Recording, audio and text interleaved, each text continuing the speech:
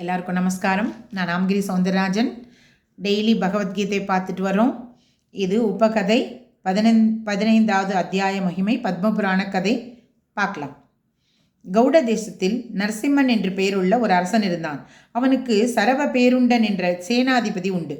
அந்த சேனாதிபதி ஒரு சமயம் தான் ராஜ்யத்தை கைப்பற்ற வேண்டும் என்ற ஆசையால் அரசனையும் அவன் மனைவி மக்களையும் ஒரு சமயம் தன் ராஜ்யத்தை கைப்பற்ற வேண்டும் என்ற ஆசையினால் அரசனையும் அவன் மனைவி மக்களையும் விரைவில் கொன்றுவிட வேண்டும் என்று முடிவு செய்திருந்தான். இதற்கிடையே ஒரு நாள் கொள்ளை நோய் காலரா கண்டு அந்த சரபேருண்டன் இறந்தான்.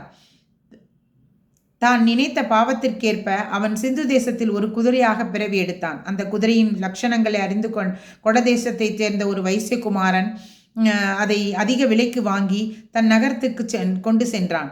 அந்த சமயம் நரசிம்ம மன்னன் புத்திர பௌத்தர்கள் கூட புடைசூழ சுகமாக ஆட்சி புரிந்து வந்தான். வைசியகுமாரன் அந்த குதிரையை மன்னனுக்கு அன்பளிப்பாக கொடுத்தான்.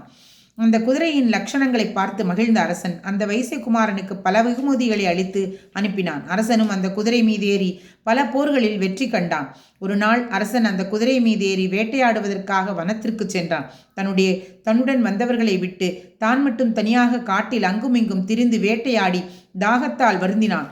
அவ்வரசன் பிறகு குதிரை மீதிலிருந்து இறங்கி குதிரையை மரத்து நிழலில் கட்டிவிட்டு தண்ணீருள்ள இடத்தை தேடுவதற்காக ஒரு உயர்ந்த பாறை மீது ஏறினான்.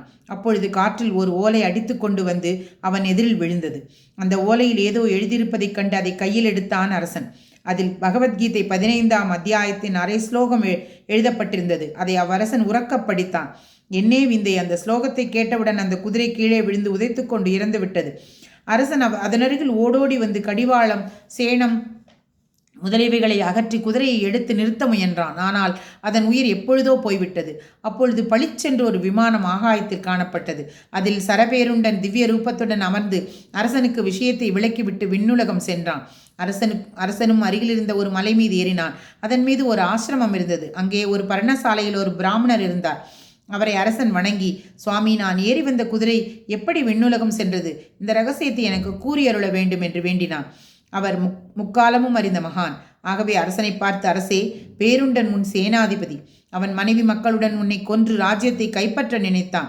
ஆனால் விஷூயினால் இறந்தான். பிறகு குதிரையாக பிறந்து உன்னிடமே வந்தான். நீ யாரோ எழுதிய கீதை 15வது அத்தியாயத்தின் ஸ்லோகத்தை படித்தாய்.